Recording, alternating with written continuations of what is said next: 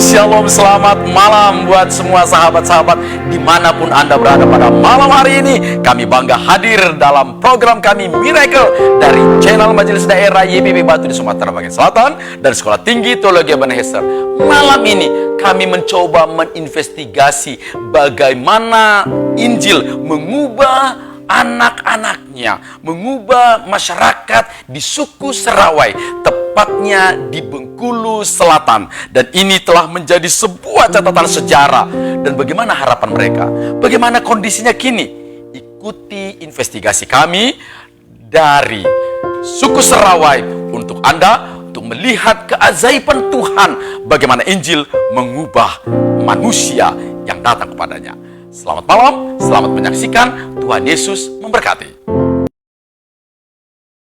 Shalom, selamat malam Pak Dihamri. Terima kasih sudah hadir di channel kami Majelis Daerah YPP Batu di Sumatera Bagian Selatan dan Sekolah Tinggi Teologi Ebenezer dalam program kebanggaan kami Miracle. Dan malam ini kami meminta dan sangat bersyukur Pak Dihamri sebagai salah satu anak negeri yang lahir dan dibesarkan di suku Serawai, yang dalam catatan kami bahwa Serawai adalah satu suku yang menerima Tuhan Yesus sebagai Tuhan dan Juru Selamatnya, dan gereja berdiri di sana beberapa puluh tahun yang lalu. Terima kasih kehadirannya Pak Dihamri. Apa terima kabar? Kasih Pak Marlon. Sehat ya Pak ya? Ya, sehat ya Pak? Puji Tuhan. Ya. Baik, Pak Dihamri, pertanyaan pertama nih, Bapak lahir di mana, besar di mana, dan kapan keluar dari kampung, begitu ya, dari Serawai. Silakan Pak. Ya. Saya lahir di Kabupaten Bengkulu Selatan, tepatnya di Desa Lubuk Langkap, 10 Juni tahun 1959. Wow. Saya di Tanah Serawai itu sampai 1975. Oke. Tahun 1976 saya meninggalkan atau saya melanjutkan pendidikan di SPG Kristen Sion Tanjung Enim. Oke. Ya gitu Pak. Setelah itu Bapak akhirnya berkiprah di dunia pendidikan, begitu ya Pak ya? Iya Pak, saya karena saya dari Tanjung Enim, saya kan sekolah pendidikan guru. Kemudian saya melanjutkan kuliah saya di Lampung, di Fakultas Keguruan dan Ilmu Pendidikan, bidang pendidikan. Jadi saya berkiprahnya di bidang pendidikan sampai sekarang. Baik, Pak Dihamri, cerita bahwa Injil masuk ke bumi Serawai adalah sebuah cerita yang masuk dalam perjalanan sejarah gereja. Bagaimana cerita ini, Pak? Apakah boleh Bapak sedikit mengisahkan kapan Injil itu masuk di Serawai? Monggo, Pak. Ya, kalau sepengetahuan saya, Pak, untuk Injil masuk Serawai itu sebenarnya kalau kita baca dari beberapa dokumen itu cukup panjang, Pak, dan ada beberapa versi gitu kan. Hanya yang saya ketahui antara lain dari dokumen tulisan Bapak Pendeta F.L. Tobing, kemudian dari informasi dari beberapa tokoh, salah satunya Bapak Kosim, orang pertama di Serawai yang menerima Injil. Nah, secara singkat saya sampaikan bahwa masuknya Injil ke tanah Serawai itu hasil dari kunjungan Bapak Pendeta F.L. Tobing pada tahun 1964. Jadi pada waktu itu F.L. Tobing itu ada di sebenarnya F.L. Tobing itu ada di kota Bengkulu, kemudian beliau melayani di Bengkulu di Bengkulu Selatan, di sana, karena orang Serawai itu sebenarnya sudah lama mendengar informasi tentang Injil. Oke. Nah, ya, informasi tentang Injil itu antara lain yang mereka ketahui itu dari beberapa orang yang masuk ke tanah Serawai, kemudian juga ada juga yang keluar dari tanah Serawai itu mereka mendengar tentang Injil, sehingga tentang Injil itu sudah lama didengar oleh orang-orang Serawai, sehingga pada waktu Bapak F.L. Tobing datang ke Bengkulu Selatan, tepatnya di Desa Sukan Negeri, tahun 1964, beliau menjelaskan Injil kepada masyarakat di sana. Masyarakat di sana itu memperhatikan dengan baik dan mereka menerima. Itu lebih kurang dari catatan itu sekitar 104 orang itu menerima Injil. Nah, itu secara singkatnya, Pak, Ya. yang saya ketahui, Pak. Hamba Tuhan yang dari YPPI, Bapak ingat tahun berapa masuk ke Serawai untuk membawa jiwa-jiwa bagi Tuhan? Kalau tahunnya saya tidak tahu persis, hanya kalau setahu saya itu Bapak Pendeta H.M. Wiono itu dari I3, itu mereka adalah pelayan-pelayan awal. Bapak Pendeta H.M. Wiono dulu juga mengajar di sekolah-sekolah negeri yang ada di Kabupaten Bengkulu Selatan. Nah, kemudian saya mendengar juga, karena saya masih kecil itu, Pak, tapi informasi yang saya dengar itu datang rombongan Bapak Pendeta Dr. Octavianus gitu kan. Nah, sehingga pelayanan itu sangat luar biasa, itu di bawah I3, dalam hal ini Bapak Dr. Octavianus dan tim gitu kan. Jadi silih berganti, kalau saya ketahui sejak kecil. Kalau kami senang sekali kalau saya masih sekolah minggu, Pak, itu kedatangan hamba-hamba Tuhan itu memang kami tunggu-tunggu gitu kan. Wow. Kalau mereka datang itu gaya apa itu ya, artis kayak gitu ya, kita begitu senang kedatangan hamba-hamba Tuhan kayak gitu kan. Kalau mereka pulang itu jemaat itu sedih gitu kan, kami yang kecil-kecil gitu ya. Pengalaman yang luar biasa bagi kami, Pak, khususnya saya masih sekolah minggu itu. Ya. Masih kecil. Saya generasi yang paling kecil lah pada waktu itu, sekolah minggu yang kecil gitu, Pak. Pak, boleh nggak sebelum pertanyaan-pertanyaan lebih luas, waktu Bapak kecil atau remaja ada hamba Tuhan dari Batu yang sangat mempesona Bapak, yang mempengaruhi, yang ceritanya, cerita firman Tuhannya begitu, ada nggak waktu itu? Waktu Bapak masih kecil atau remaja gitu, ada yang Bapak ingat? Ya, salah satu saya adalah hamba Tuhan Ibu Betty, Pak. Ibu Betty. Ya. Saya juga nggak begitu tahu beliau sekarang ada di mana gitu kan. Yeah. Hanya beliaulah yang antara lain yang salah satu ya begitu banyak saya mengenal hamba-hamba Tuhan itu begitu saya diberkati dari kecil gitu kan. Iya. Dan salah satu kalau yang dari urutan itu yang saya ingat. Saya salah satu ya, betul. Ya. Ibu Betty ya. Baik, kiranya mendengar atau intinya mendengar cerita ini. Karena ini cerita masa lalu. Nah, yang menjadi inti dari pembicaraan kita, bagaimana Pak Bapak melihat Injil mengubah suku Serawai? Kalau menurut saya luar biasa, Pak. Oke. Jadi dengan Injil masuk Serawai itu, orang-orang Serawai itu benar-benar bersuka cita yang saya pahami pada waktu itu. Ya, mereka itu punya lagu dalam bahasa daerahnya itu, aku senjitu jemo bedusau, tapi mbak kini aku disucikan oleh korban di Bukit Golgota. Dia udi mati genti aku. Sekarang aku jadi jemaah Kristen mengikut Yesus selamanya. Wow. Jadi mereka itu ya saya merasakan begitu bersuka cita Pak. Ya gitu kita menerima Injil itu. Suasananya itu ya susah untuk digambarkan lah Pak kayak gitu kan. Oke. Ya kayak gitu Pak. Ya. Ya. Bagaimana kehidupan Anda, keseharian begitu? Ada nggak yang Bapak lihat mengalami perubahan dalam pergaulan, dalam budaya? Ada nggak yang mengalami pembaharuan di masyarakat Bapak waktu itu? Ya kalau saya lihat masyarakat di sana kan hidup dalam budaya Bengkulu Selatan, budaya Serawai gitu ya. Tapi orang-orang Kristen di sana, mereka walaupun mengikuti budaya, tapi mereka intinya mereka lebih kepada Injil, Pak.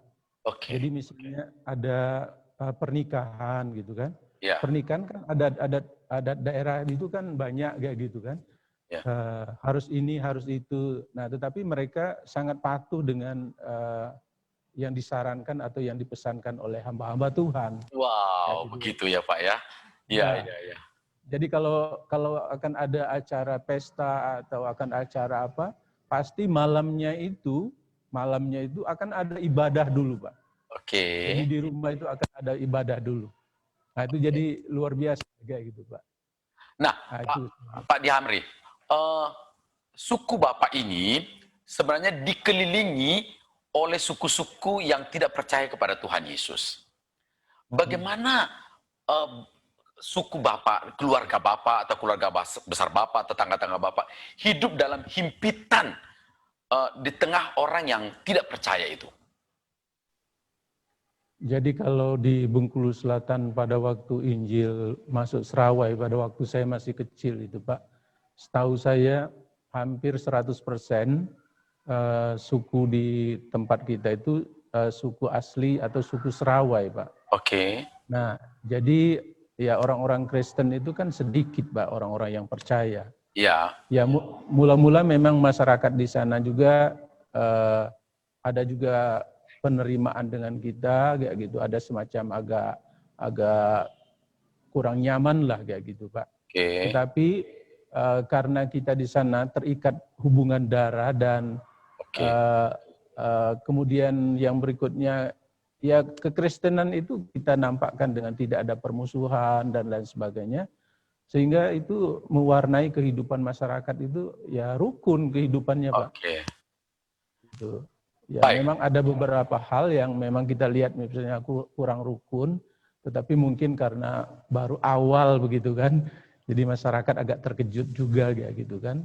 Tapi sampai sekarang luar biasa kalau menurut saya Pak, nggak ada gesekan apa-apa di Bengkulu Selatan. Baik, Pak Dihamri, ini kan dari suku Serawai ini banyak juga yang akhirnya menjadi hamba Tuhan ya, menjadi pendeta di berbagai tempat, di jajaran kita juga di YPP juga.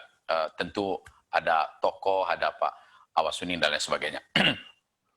Kenapa Bapak tidak menjadi hamba Tuhan waktu itu? Kan Bapak sudah ada di pusat pendidikan hamba Tuhan SPG Sion yang ada di Tanjung Enim. Kemudian Bapak masih tetap akhirnya jadi pendidik dan berkiprah di pendidikan. Kenapa Bapak tidak menjadi pendeta waktu itu? Ya kalau istilah rohaninya yang pertama, saya sampai sekarang itu tidak ada memang panggilan yang kata orang-orang yang menjadi hamba Tuhan itu harus ada panggilan yang jelas. Nah saya tidak sampai sekarang itu tidak memiliki itu Pak. Tapi kemudian yang berikutnya, saya berpikir begini Pak, saya punya kakak kan hamba Tuhan, pendeta. Gitu kan. Nah saya dalam hal ini percaya betul dengan Tuhan, sangat bersuka cita. tapi apakah saya tidak bisa berkiprah di bidang yang lain? Maksud saya di bidang umum gitu kan. Oke. Nah, maka waktu saya masih sekolah minggu itu ada guru sekolah minggu itu menanyakan kepada saya kayak gitu. Diamri, kalau kamu nanti sudah besar mau jadi apa? Saya bilang saya mau jadi sarjana gitu kan. Wow. Jadi ya saya doakan kata ibu guru sekolah minggu itu kan. Nah jadi maksud saya itu Pak ya ingin melayani di bidang yang lain juga kayak gitu kan. Oke. Karena saya merasa di bidang hamba Tuhan sudah banyak kayak gitu. Nah di keluarga masyarakat kita membutuhkan juga di bidang pelayanan yang lain. Nah itu saya Pak. Pak Diamri, sekarang ada satu masa di mana dari beberapa laporan bahwa di bumi Serawai atau di suku Serawai nampaknya dinamika atau yang seperti Bapak katakan tadi sukacita yang luar biasa yang tak tergambarkan dengan Injil itu agak sedikit tidak seperti itu lagi. Saya belum bisa mendeskripsikannya dengan kata-kata. Apakah Bapak merasakan sekarang ada penurunan atau stuck di suku Serawai? Ya kalau itu agak susah saya mau menggambarkannya kayak gitu. Tapi dari fenomena yang ada, mungkin apa yang Bapak sampaikan ada benarnya gitu kan. Tapi saya melihat semangat orang-orang percaya pada umumnya juga tinggi sampai sekarang, Pak. Oke. Hanya karena beberapa faktor kayak gitu kan. Ada karena faktor misalnya perkawinan atau faktor pekerjaan atau faktor ekonomi dan lain sebagainya. Kita tidak dapat sangkali bahwa ada beberapa dari kita itu yang lemah, bahkan ada yang juga mungkin meninggalkan Tuhan kayak gitu kan. Iya, iya. Tapi kalau saya lihat secara umum kayak gitu itu kan orang-orang di sana tetap bersemangat. Hanya kalau mau melihat perkembangan seperti tahun 64 itu saya memang jauh ya itu Pak. Oke. Ya Pak, itu Pak. saya memang sengaja meminta Bapak sebagai narasumber karena Bapak bergerak dalam pendidikan dan katakanlah dalam hal umum di luar pendeta-pendeta. Banyak nggak Pak generasi-generasi di bawah Pak yang anak-anak Tuhan itu mengikuti jejak-jejak Bapak sebagai seorang pendidik, seorang sarjana di tempat-tempat lain? Saya kira kalau saya itu kan termasuk yang mengikuti jejak senior-senior kita Pak ya. Oke. Sekarang ini generasi yang sekarang itu sangat banyak Pak. Oke. Jadi kalau kita ya datanya saya nggak ada, tapi saya dari informasi secara umum itu jejak yang masuk untuk hamba-hamba Tuhan itu banyak. Kemudian juga untuk bekerja di bidang umum juga, sarjana-sarjana di bidang umum juga cukup banyak, Pak. Oke. Bahkan ada persekutuan di kota-kota, misalnya ada di Kota Bengkulu, ada di Jakarta, kemudian ada juga di Surabaya. Itu anak-anak Tuhan itu yang dari Serawai tergabung di dalam persekutuan itu dari berbagai profesi mereka gitu, Pak. Wow, luar biasa. Ini sangat membanggakan sekali. Pak, bagaimana peran anak-anak perantau untuk tetap mengembangkan pelayanan agar Injil tetap mewarnai kehidupan orang Serawai? Ada nggak kira-kira menurut Bapak peran anak-anak perantau? Saya kira peran anak perantau itu masih sifatnya temporer kayak gitu Pak. Ya. Hanya paling tidak kalau anak-anak Serawai ini mereka mendukung kalau ada kegiatan-kegiatan di Bengkulu Selatan kayak gitu. Mereka mendukung secara dana, kemudian juga doa, pemikiran gitu kan. Nah, hanya itu masih sifatnya sewaktu-waktu, temporer saja Pak. Jadi beberapa anak-anak Tuhan itu yang di luar itu berupaya sebenarnya mereka mau menyumbangkan apa yang dapat disumbangkan untuk kemajuan gereja-gereja di Bengkulu Selatan atau di Serawai. Ya hanya sekarang masih terbatas kayak gitu kan. Tapi ide-ide atau pemikiran-pemikiran itu banyak Pak kayak gitu kan. Jadi kalau dukungan itu ada Pak, bahkan ya saya katakan cukup banyak lah Pak anak-anak Tuhan yang secara spontan mendukung pelayanan yang ada di Bengkulu Selatan. Hanya kalau data-datanya saya juga tidak begitu tahu Pak, persis. menurut Bapak semangat anak muda di suku Sarawak itu besar nggak komitmennya untuk eh, menjadi seorang sarjana? Saya kira suku Sarawak itu salah satu suku yang melihat kemajuan atau contoh-contoh. Mereka sangat semangat, Pak. Oke. Sangat semangat. Menurut saya itu sangat semangat. Maka itu saya melihat ya generasi misalnya anak-anak yang seperti kami itu kan, Iya. itu mereka di berbagai-bagai profesi sekarang itu, Pak. Oke. Oke. Ya, ya saya kira gitu kalau menurut saya ya itu kan. Ya, Ini ya. sangat relatif. Ya, ya, gitu. Ya, ya. Saya pernah ke Muara Tiga. Saya pernah ke Muara Tiga dan di sana itu setiap keluarga itu selalu ada hamba Tuhan. Iya. Dari keluarga begitu ya, rumah ini dari rumah ini ada banyak hamba Tuhan. Nah, yang saya mau sampaikan ini, apakah juga animo dari generasi di bawah Bapak ini kuat nggak untuk juga berkiprah di bidang-bidang lain yang sangat bisa mengembangkan masyarakat Sarawak? Saya kira komitmennya atau tekadnya itu juga sangat tinggi, Pak. Hanya kalau saya lihat masih banyak faktor yang mempengaruhi gitu, Pak. Oke. Nah, ya salah satu kemampuan di bidang ekonomi kayak gitu kan. Iya, iya, iya. Kemudian kualitas dari pendidikan kayak gitu kan. Nah, itu juga saya lihat mempengaruhi. Tapi kalau saya lihat daya juang mereka sangat tinggi, bukan saja di bidang hamba-hamba Tuhan, pelayanan full timer, tapi di bidang-bidang yang lain, termasuk yang di Bengkulu Selatan itu sendiri. Saya lihat ada beberapa pengusaha, itu orang percaya, misalnya ada di desa Sukanagri, kayak gitu kan. Nah, itu orang percaya kayak gitu, Pak. Artinya anak-anak Kristen Sarawak gitu. Ya, sekira gitu, Pak. Apakah menurut Bapak ada peran Injil yang mengubah secara spiritual, tapi juga mengubah gaya hidup dan perjuangan untuk membangun ekonomi di masyarakat Sarawak? Ada nggak kira-kira Bapak bisa menghubungkan? Bapak kan seorang pendidik nih. Pada waktu Sarawak dijamah Injil dan mereka percaya secara spiritual mengalami perubahan, ada nggak perubahan juga, perubahan-perubahan lain ekonomi dan budaya yang ikut mengikuti perubahan spiritual? Perubahan ekonomi saya lihat ada, Pak. Apa itu, Pak?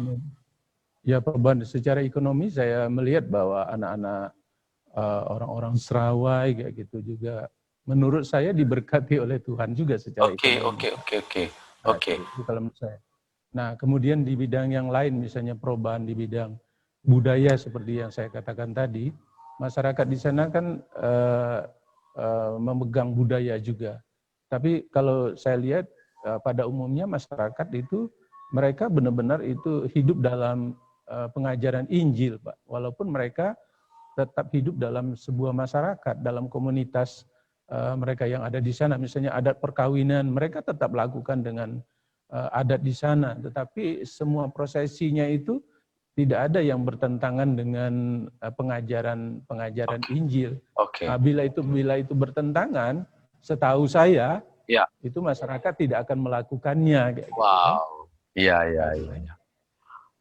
Menurut Pak, apakah kira-kira Injil itu juga masih pengaruh Injil masih nggak mendominasi keputusan-keputusan dalam bergaul, dalam bersosialisasi di masyarakat suku Sarawak?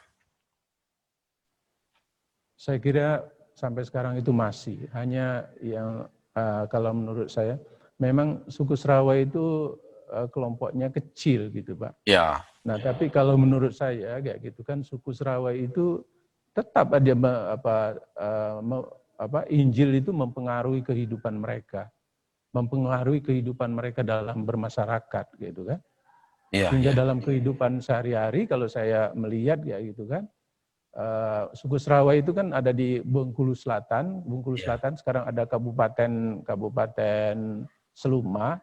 Dia kan suku Serawai itu sampai dekat kota Bengkulu ini, Pak. Iya. Jadi anak-anak Tuhan yang percaya kepada Tuhan, saya lihat itu baik mereka bekerja di swasta, di pemerintahan, atau mereka hidup dalam masyarakat. Mereka hidup memang bergaul dalam masyarakat. Tapi saya lihat mereka sumber keputusan dalam kehidupan sehari-hari itu pada umumnya, kalau menurut saya, mereka berdasarkan pengajaran firman Tuhan. Wow. Nah itu kalau menurut saya. Ya. Ya. Pak Dihamri pernah nggak malu sebagai orang percaya dari suku Serawai? Iya, kalau saya menyadari ya gitu kan, tidak gampang menjadi orang Kristen di Bengkulu atau sebagai orang Serawai. Tapi saya menjadi orang Kristen sebagai suku Serawai, bagi saya itu satu kebanggaan. Wow, oke. Kebanggaan karena ya berdasarkan pengajaran, apalagi kalau saya renung-renungkan. Saya kan berasal dari salah satu desa yang di Bengkulu Selatan itu yang paling ujung, Pak. Oke.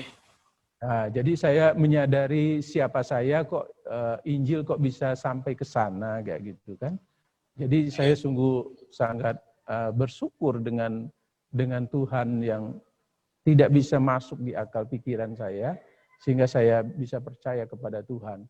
Sehingga ya setahu saya sampai saat ini Pak, saya tidak merasa malu sebagai orang Kristen Serawai, bahkan saya bangga. Karena dari sekian orang Serawai, ya salah satunya saya atau kami itu telah menerima Injil. Wow. Maka kami sangat bersyukur bagi para hamba-hamba Tuhan, para pelayan-pelayan Tuhan yang sudah berjuang luar biasa untuk pekerjaan Tuhan di Bengkulu Selatan, gitu, Pak. Bapak pernah mendengar bahwa ada anak muda ada anak muda Serawai yang tidak berani atau masih rasa malu, minder dengan statusnya sebagai orang Kristen suku Serawai?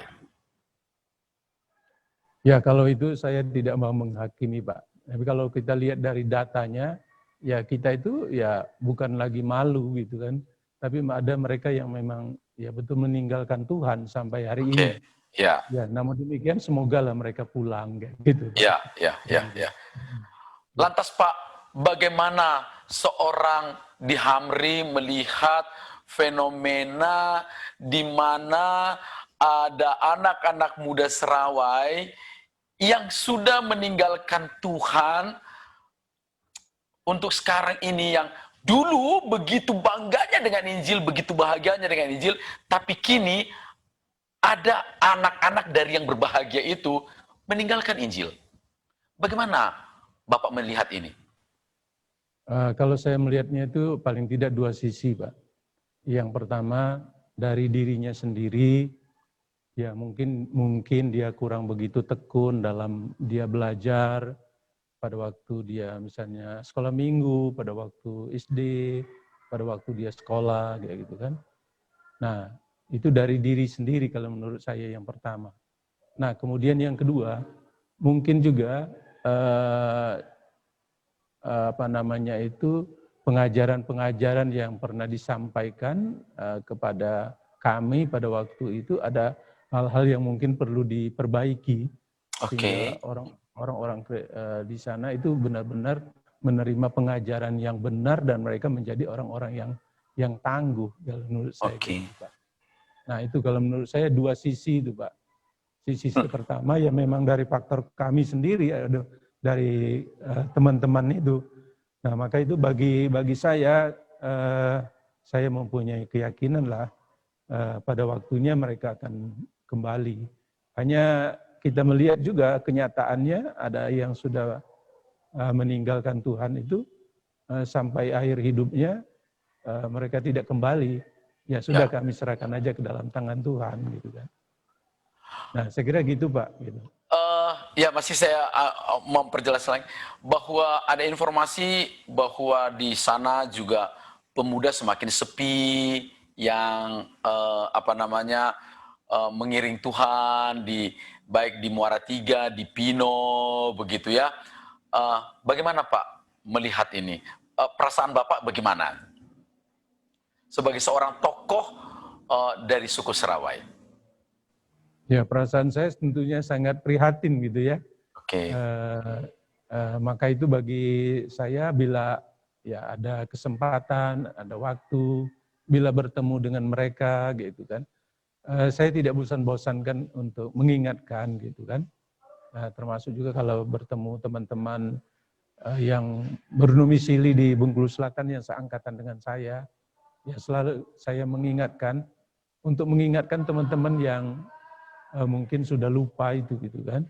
Oke. Nah, jadi bagi saya yang di Bengkulu Selatan sekarang itu relatif juga seperti saya katakan Pak. Oke. Yang meninggalkan Tuhan banyak, tapi yang sungguh-sungguh sampai sekarang ini ya gitu dengan segala tantangan yang ada, saya melihat begitu banyak yang setia juga Pak. Oke. Gitu kan. Nah itu yang saya lihat itu ya. Tapi untuk data statistiknya dalam 5 tahun terakhir ini menurut informasikan Bapak sebenarnya walaupun Bapak di Daya Curup, tapi sebenarnya Bapak sangat mengerti kondisi Serawai. Dalam 5 tahun terakhir ini ada nggak yang bertambah orang yang jadi percaya kepada Tuhan Yesus? Kalau setahu saya pertambahannya itu hanya melalui perkawinan. Kalau lewat yang lain itu saya belum mendengar lagi Pak. Oke. Gitu kan. Oke. Pertambahan melalui perkawinan atau pernikahan. Oke. Kalau dengan yang lain saya belum ada datanya dengan saya. Ya, baik. Menurut Bapak, apa kira-kira yang sangat sekarang paling dibutuhkan oleh suku Serawai atau pendidikan di sana untuk tetap setia dan bahkan semakin berdinamika untuk menjadi saksi-saksi Kristus di sekitar suku Serawai? Apa kira-kira menurut Bapak yang paling dibutuhkan? Kalau menurut saya paling tidak 3 hal, Pak. Yang pertama, hamba-hamba Tuhan yang ada di sana. Jadi hamba-hamba Tuhan yang benar-benar juga hamba-hamba Tuhan dalam tanda kutipnya itu Pak, kualitasnya itu juga harus semakin baik. Oke. Apalagi era sekarang juga era teknologi gitu kan, walaupun mereka di desa, di kabupaten, tetapi itu sangat mempengaruhi mereka gitu kan. Jadi salah satu kalau menurut saya para hamba-hamba Tuhan, para majelis itu harus meningkatkan kualitas gitu supaya generasi muda itu mereka menerima pengajaran-pengajaran itu yang dapat menjawab sesuai dengan kondisi sekarang gitu kan. Nah, itu yang pertama. Yang kedua, memang sentuhan kita di bidang pendidikan gitu Pak. Menurut saya di bidang pendidikan itu juga kita harus terus-menerus, walaupun di sana nggak ada sekolah khusus, tapi bagaimana kita memacu supaya generasi muda di sana, mereka terus ingin belajar dengan baik, kayak gitu kan. Nah itu. Kemudian yang berikutnya, yang saya lihat juga, kita perlu mungkin gereja itu juga menyentuh di bidang ekonomi, Pak. Artinya masyarakat itu juga disentuh dari segi skillnya, keterampilannya, dan lain sebagainya. Nah itu kalau menurut saya paling tidak 3 hal itu untuk membuat jemaat itu bertahan, bahkan itu untuk membuat jemaat itu berkembang, ya gitu Pak. Oke. Ya itu paling tidak itu Pak. Ya. Terakhir Pak, terakhir nih. Ya. Bapak punya mimpi nggak untuk suku Serawai? Ya kalau mimpi saya untuk suku Serawai, maka itu sekarang ini saya menangani di bidang pendidikan gitu kan. saya punya mimpi suku Serawai itu semakin banyak orang yang ada ini itu memang bertahan dan menjadi teladan, sehingga semakin banyak orang Serawai itu mendengar Injil dan semakin banyak orang juga yang menerima Injil. Nah, itu antara lain itu kalau mimpi saya apa gitu, Pak. Baik. Ya. Baik, Pak Dihamri, terima kasih untuk bincang-bincang kita Oke, pada Pak. kesempatan ini, dan kami berharap suku Serawai kembali bersinar bagi Kristus. Amin. Oke, terima kasih banyak ya, Pak. Terima kasih, Pak. Tuhan Yesus. Saya ini umur 70-an, lahir di Kejaran. Saya ini tinggal di Palangkrong, jadi jemaat di Kesia Palangkrong mulai tahun 70-an masuk sini. Saya menjadi orang Kristen itu sekitar tahun 66, 67. Ya, kalau sebelum ikut Tuhan Yesus, kami masih kepercayaan lama dulu. Tapi dalam pelajaran itu agak sulit dulu. Jadi tahu-tahu datang pendeta. Pendeta Wagiono masih. Langsung kami bertanya-tanya. Kalau mana masalah soal manusiawi ini. Dia buka kejadian tadi. Jadi setelah kami dengar, jadi murah ditangkap. Mula dipelajari hukum, cuma dia sejauh ini nurut kenyau. Kami setelah bertanya sama pendeta itu, dia ngecek manusia diciptakan itu menurut gambar Allah. Ada jalan keselamatan ini katanya. Jadi hidup yang kekal ini sampai ke hidup yang kekal lagi. Jadi banyak cerita dari jalan cobaan macam-macam katanya, tapi karena Tuhan Yesus diikutkan tadi dia ada memberikan keselamatan. Jadi dengan diberi keselamatan ini kami teriak, dia selamat dia segau. Kita tahun 66 lah ikut Tuhan Yesus. Jadi dia ini melajukan jadi nyanyi. Kepiringan itu. Sebelum menerima Yesus itu hukum kepercayaannya itu belum mantap kepada kepada dewa-dewa itu dulu. Setelah ada Yesus, nggak dia tepat pada Yesus, pada dewa-dewa berniat dulu. Misalnya kalau sakit ada niat, kok mau ke puyang macam-macam.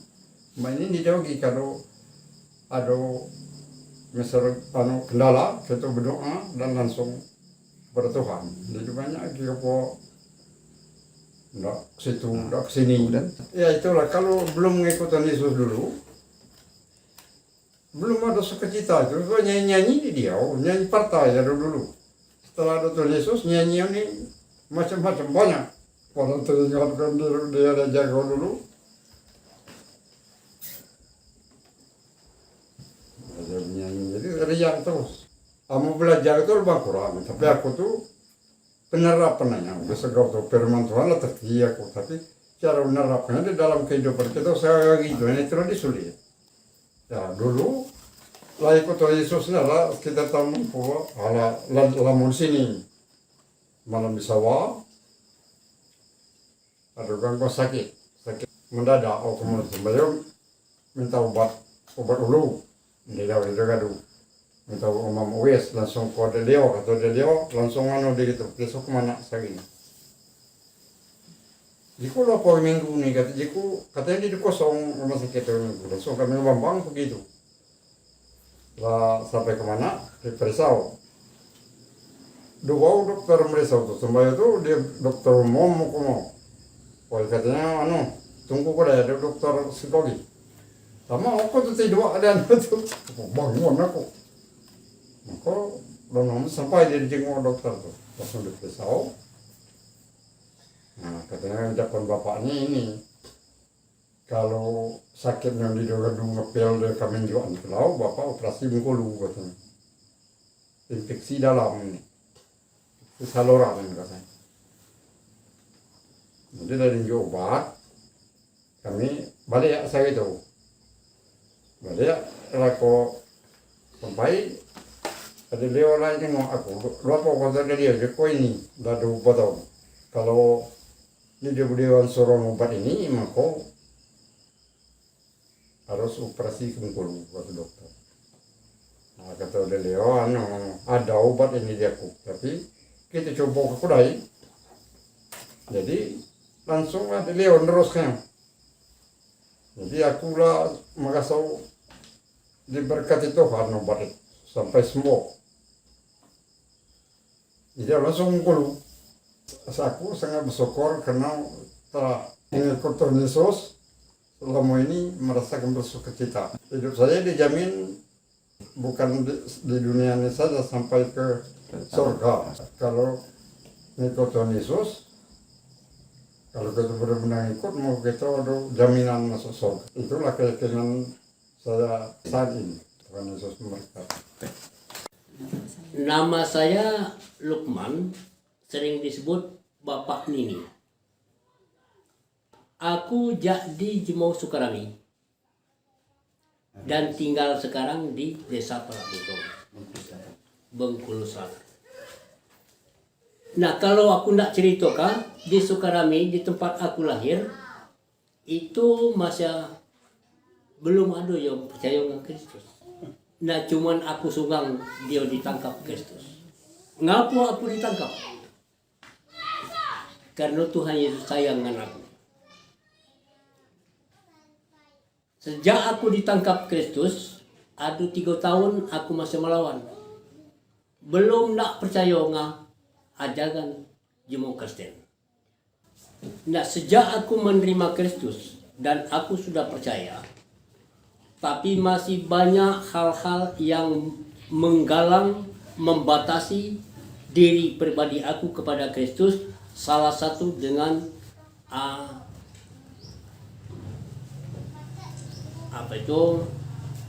ilmu-ilmu batin atau ilmu gelap.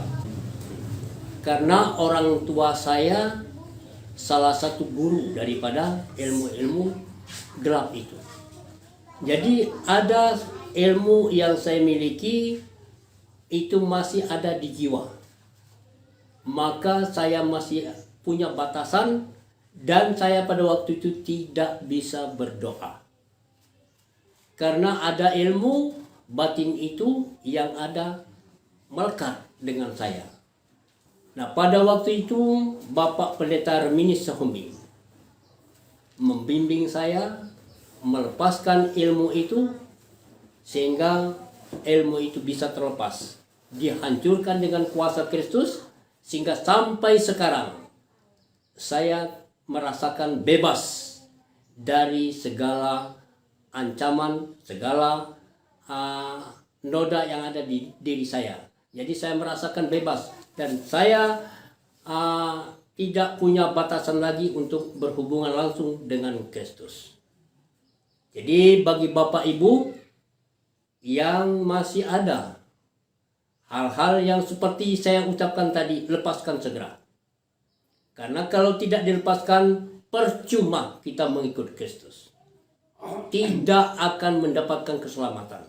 Tapi yakinlah, saya secara pribadi sudah merasakan, saya pasti masuk surga. Itulah satu jaminan orang percaya kepada Kristus. Mujizat yang saya rasakan selama saya mengikut Kristus dan sewaktu saya percaya dengan Kristus, Yesus datang kepada saya secara pribadi. Dia mengatakan bahwa percayalah kepadaku maka engkau akan selamat. Jadi waktu itu saya sedang tertidur, saya merasakan terbangun dan ada orang yang di depan saya mengatakan itu. Nampaknya ya saya tidak kenal orangnya, tetapi kalau saya perbandingkan pengalaman demi pengalaman setelah saya mengikut Kristus, itulah Yesus Kristus. Jadi dia mengatakan ikut saya kalau mau selamat. Oleh sebab itu saya sampai hari ini saya tetap berpegang teguh tidak akan meninggalkan Kristus selama akhir hidup saya.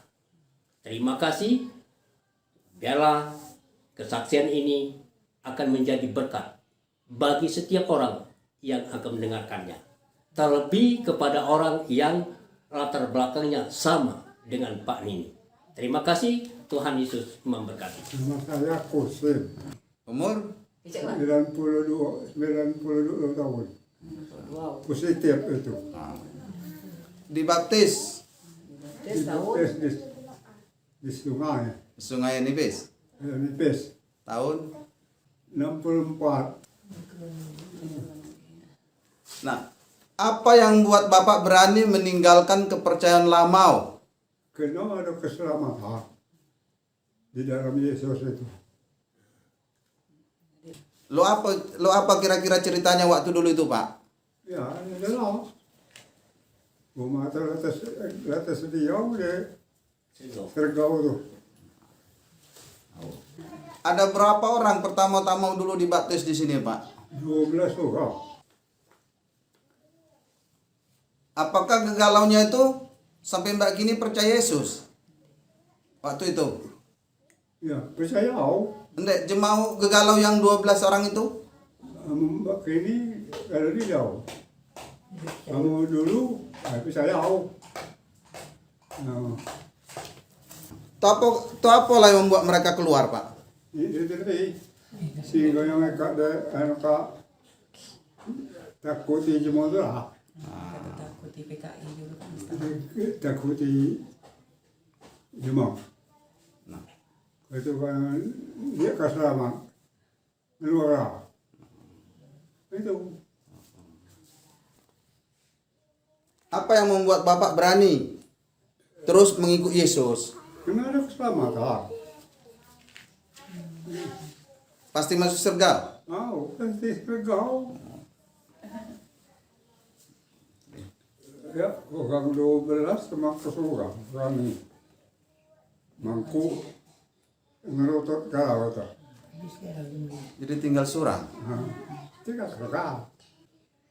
Jadi selama mengikut Tuhan Yesus, ada nggak Pak cerita apa kesaksian mujizat yang Tuhan lakukan dalam hidup Bapak atau Bapak rasakan? Apa waktu sakit disembuhkan atau mungkin ada sesuatu waktu di kebun mungkin ada telaga, Pak? Itulah dia banyak. Coba diceritakan, Pak, salah satu. Cerita apa itu kira-kira? Di kebun itu Tuhan namanya bukan. Di nama itu di sawah itulah. Di air itulah. Jadi saya tetap, saya bilang, biar seorang diri. Itu. Ya. Waktu kamu dibaptis itu tuh apa dikicik ke Pak Tubing? Aku baptiskan dengan selamat. Namamu sudah ada di surga. Moyar, main ini dia lagu yok. Oh, Tu apa dan dikicik kanga dia model kami anak-anak cucung peninggalan diri nak kicik ka tu apa kira? lemaknya ikut Kristus berjalan macam Jangan keluar jadi Kristus. jangan keluar Ah. percaya Among keluar, hidup selamat. ni dia selamat among keluar Kristus. Oh. Selamat. Itu peninggalan dia tu. Peninggalan anak cucu. Dan kak itu Nabi itu kan kesiapnya jangan tinggalkan aku tetap terikat. Lo mana diri sangka sampai percaya umpan ni?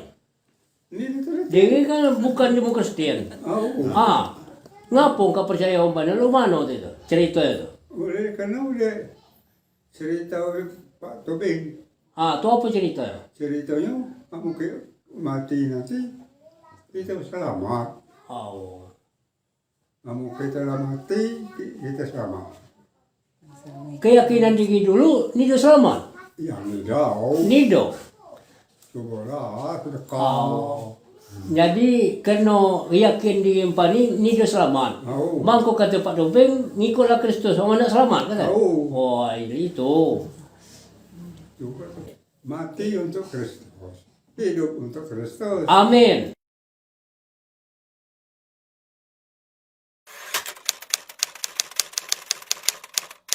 Saya mendengarkan Injil tahun 1964. Nah, terus mendengarkan Injil ini yang diberitakan oleh Bapak F.L. Tubing.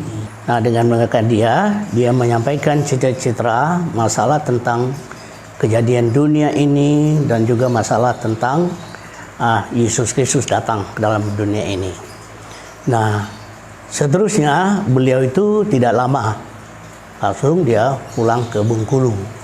Nah, lalu ada yang tenaga praktik yang datang dari Batu, yaitu Bapak T. Hampa dengan Pak Buyung Ajis. Nah, sebelum Pak Buyung Ajis dengan Pak T. Hampa ini, yang pertama adalah Pak Wagiono yang datang. Nah, Pak Wagiono ini saya masih SD waktu itu. Nah, beliau ini juga diminta untuk ngajar di SD negeri di Palak Bengkrung karena kurang guru. Nah, itu yang beliau sampaikan. Nah, kemudian kalau belajar masalah tentang Injil, kalau saya dengan Bapak Buyung Ajis dengan Bapak T. Hampa dari Sulawesi beliau tuh. Kalau Buyung Ajis ini dari daerah Palembang ini asalnya. Kalau asal saya adalah dari Lubuk Langkap, dusun kami yang paling ujung itu sebenarnya. Dari Lubuk Langkap itu. Nah, saya percaya kepada Yesus ini juga kadang-kadang saya bersembunyi dengan orang tua karena bapak saya belum percaya kepada Yesus. Kalau kami pergi ke Palak Bengkrung untuk beribadah di situ, saya Sabtu sudah berangkat, Minggu baru pulang.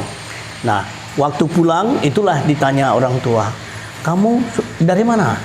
Saya bilang belajar Kristen. Kamu masuk neraka lah itu, kata orang tua saya. Karena orang tua saya ini menjadi khutib di kampung kami 20 tahun, tidak ada yang menggantikan dia. Nah, justru itu. Tetapi saya katakan kepada dia, menurut pelajaran Injil yang kami pelajari, lain dengan pengajaran yang diajarkan oleh kamu akan selamat, mudah-mudahan. Nah, saya bilang kepada orang tua saya, kata mudah-mudahan itu belum ada kepastian. Oleh karena itu, ajaran Alkitab atau Injil Yohanes pasal yang ke-14 ayat ke-6, aku inilah jalan dan kebenaran dan hidup, seorang pun tidak sampai kepada Bapa kalau tidak melalui aku. Nah, ini jalan yang pasti. Oleh karena itulah saya mau percaya kepada Yesus Kristus, mendapatkan kepastian untuk diselamatkan, bukan mudah-mudahan. Akhirnya saya pun dibaptis adalah tahun 64 itu, Pak. Tahun 64 saya dibaptis Islam di Sungai Nipis, namanya daerah kami sana, oleh rombongan Bapak Oktap kalau tidak salah, Bapak Oktapianus. Itu karena satu kampung kami itu banyak dengan kakak-kakak saya dulu yang dibaptiskan di sana. Nah, dengan adanya itu artinya saya bersaksilah dengan orang tua saya tadi.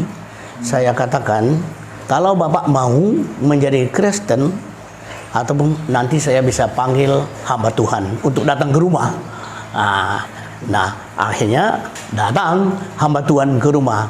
Jadi saya bilang, saya kan belum begitu banyak mengerti ini, masih baru. Kalau mau tanya, tanyalah dengan Bapak pendeta yang ada ini. Bertanya-tanyalah. Kalau tidak salah orang tua saya bertanya sampai dari jam 8 pagi sampai jam 4 udah fajar. Bayangkanlah dia menaik-naik itu. Akhirnya orang tua saya sudah 1 tahun sekolah di Tanjung Enim baru dia dibaptis. Nah, baru dibaptis, saya senang. Jadi Pak Wagiono, Bapak Wagiono waktu itu bilang, orang tua Bapak sudah dibaptis. Saya bilang, puji Tuhan, berarti dia meninggalkan kepercayaan lama dan dia percaya kepada Yesus Kristus. Kalau saya, asal saya dari daerah Air Umban, Masat. Ya, sekitar kalau ambil jalan potong 17 kilo, 18 kilo dengan kampung Bapak. Nah, tetapi di kampung Bapak ini ada ayuk saya, dan saya setiap ada libur sekolah, saya pergi ke sana, Kampung kami ke tempat mereka. Jadi setelah di sana, saya waktu itu masih kelas 6 SD. Jadi mereka bilang kami mau ikut muda-mudi. Jadi saya bilang apa itu muda-mudi? Jadi karena ada anak ayuk saya itu, mungkin Bapak kenal istrinya Pak Bahar, Dasma di Lampung. Nah itu punaan saya. Jadi ayuk saya ini karena saking sayangnya dengan anak perempuan satu-satunya. Jadi setiap hari Sabtu kami itu ke Palak Bengkerong, 3 kilo dari Lubuk Langkap, jalan kaki, lewat hutan, lewat sawah. Jadi kan ayuk saya itu nggak yakin karena punaannya, anaknya ini mau berjalan sendiri kan, ikut rombongan mereka ini karena cewek satu-satunya. Jadi disuruhlah saya mengawani. Jadi sampai di sana saya kayak borong bio bae, tidak tahu apa-apa ya. Tidak ngerti orang nyanyi ya, paling saya hanya ngangguk-ngangguk, belum tahu apa-apa. Dan juga itu kalau umpamanya mereka bilang ayo kita berdoa, saya lihat kiri kanan karena selama ini tidak begitu kan berdoanya. Jadi mereka bilang kenapa tadi nggak tutup mata berdoanya, mereka protes saya kan. Terus saya bilang kenapa mesti tutup mata? Kalau berdoa itu kan tidak apa-apa, saya bilang lihat kan. Terus mereka bilang tidak, menurut ajaran kita supaya pupus kepada Tuhan Yesus.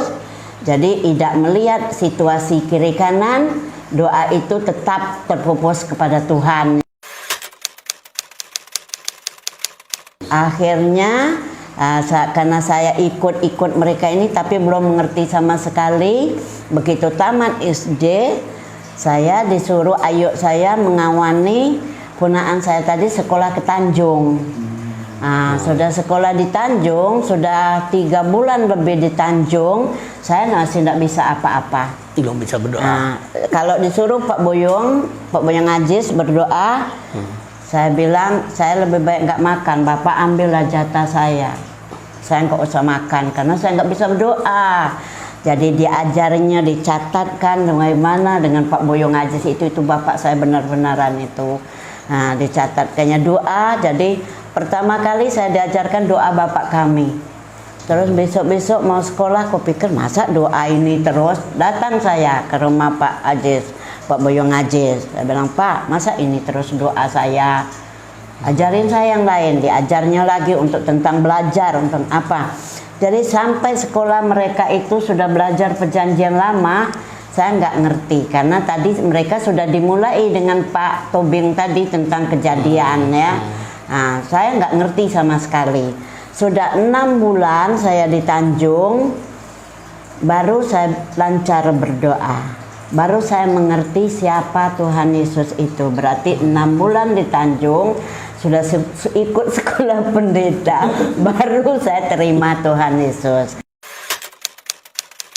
1 tahun sekolah di sana, saya pulang, baru saya dibaptis oleh Pak Anton Lewi Pekiri, orang Timur dulu. Ya, satu hal yang menjadi perubahan bahwa kepercayaan lama sudah kita tinggalkan, kita sudah langsung percaya kepada Yesus Kristus. Nah, perubahan-perubahan itu sudah pasti banyak. Masalah tentang berdosa, tidak boleh lagi berbuat dosa, segala macam itu itu perubahan. Artinya kita sudah menjadi hidup baru oleh karena percaya kepada Yesus Kristus. Kita harus menuruti ajaran daripada Tuhan Yesus. Nah, ajarannya itu banyak. Justru itu kita harus mentaati ajaran Yesus karena satu-satunya tadi jalan untuk masuk surga hanya melalui Dia saja. Nah, kemudian kita harus mengimani itu, mengimani. Iman kita harus kuat. Jangan lagi kita harus melanggar peraturan-peraturan yang diajarkan oleh Yesus, dan kita harus mentaati apa yang Yesus katakan dalam firman Tuhan.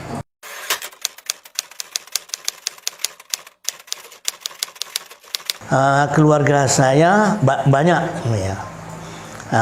Ada satu yang kembali ke itu, yang kakak saya yang nomor 3 itu. Karena dia menikah dengan orangnya, dia nikah secara sampai dia meninggal nggak percaya kepada Yesus. Kalau yang lain semuanya itu, kami kan 8 orang Pak, 8 adik-beradik. Hanya satu yang keluar jadi Kristen. Kalau yang lain percaya kepada Yesus semua.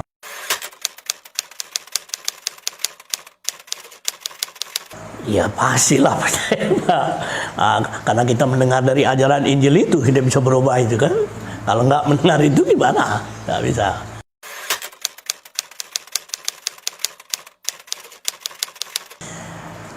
Saya pikir seperti saya katakan tadi, kalau tidak menjadi Kristen, tidak mungkin saya sampai ke Tanjung Enim, sampai ke mana-mana, sampai ke Medan ataupun ke Pulau Jawa segala macam, tidak mungkin saya sampai. Artinya tetap di kampung situlah. Jadi petani. Jadi petani berarti. Karena zaman itu yang saya tahu belum ada satupun sarjana di daerah kami, belum ada.